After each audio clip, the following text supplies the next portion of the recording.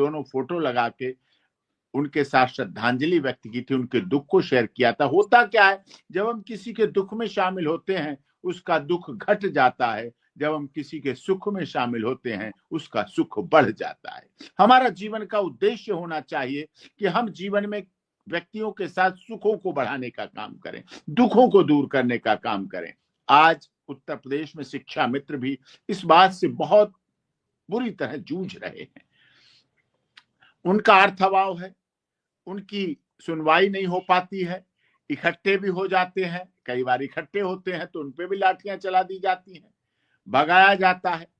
राजनीतिक संरक्षण कोई नहीं दे पा रहा है क्योंकि वो शिक्षा मित्र हैं। हाँ मिश्रा जी, आप बहुत देश के जाने माने वरिष्ठ पत्रकार हैं, आपको पूरी दुनिया सुनती है, और इस डिबेट को उत्तर प्रदेश के चीफ मिनिस्टर ऑफिस हो या प्राइम मिनिस्टर ऑफिस हो, सब देखते हैं, सुनते हैं आपको। मैं जब शिक्षा मित्र को, अगर शिक्षा मित्र किसी जाति, धर्म, क्षेत्र और भाषा संप्रदाय का प्रतिनिधित्व करते होते तो इस देश के सभी राजनीतिक दल उनको हाथों हाथ लेते। जब इस देश में किसी जाति वाले व्यक्ति की मृत्यु होती है और किसी धर्म वाले व्यक्ति की मृत्यु होती है तो उस मौत को लोग धार्मिक आईने से देखते हैं, जातिगत आईने से देखते हैं, क्षेत्र के आईने से देखते हैं, भाषा के आईने से देखते हैं। तब सारी दुनिया वहां उमड़ पड़ती है,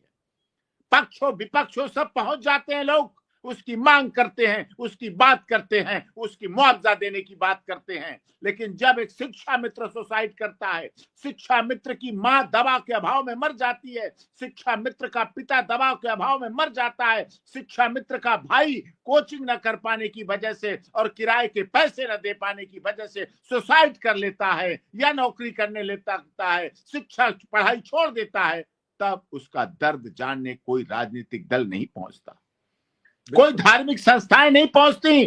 कोई जातिगत राजनीति करने वाले। बड़ी जाति की समस्या समाधान है, बड़े जातिगत संगठन चलते हैं, हर जाति के सैकड़ों संगठन है, हर जाति के सैकड़ों संगठन के सैकड़ों राष्ट्रीय अध्यक्ष हैं, धर्म के बहुत बड़े बड़े लोग, पंडित विज्ञान बैठे हैं लोग, उसकी बहुत बड़े उसके आधार बैठे। लेकिन एक शिक्षा मित्र में ना किसी को जाति दिखती है, ना क्षेत्र दिखता है, ना भाषा दिखती है, ना संप्रदाय दिखता है। वो मरता हुआ भी नहीं दिखता, वो भूखा भी नहीं दिखता, उसकी साइकिल ट्यूब ना होने की वजह से खड़ी है और वो पैदल जा रहा है ये भी नहीं दिखता, उसकी मोटरसाइकिल जो दहेज में मिली है उसमें पेट्रोल नहीं पड़ पाता है इसलिए वो खड़ी होकर खराब हो रही है, और उसकी पत्नी उसे छोड़ने के लिए तैयार हो रही है, डाइवोर्स लेने के लिए तैयार हुई, अर्थ अभाव के कारण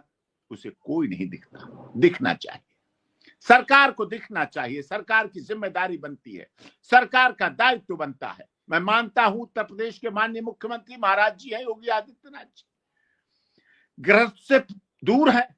वे बेशक ग्रस्त नहीं है, लेकिन उनके अंदर एक पिता का भी दिल होना चाहिए, उनके अंदर एक भाई का भी दिल होना चाहिए, उनके अंदर एक माँ भी होनी चाहिए, उनके अंदर एक दादा भी होने चाहिए, उनके अंदर एक संपूर्ण परिवार का भी फर्ज होना चाहिए कि ऐसी स्थिति में परिवार का व्यक्ति क्या करेगा, कैसे जिएगा इस अर्थाभाव में,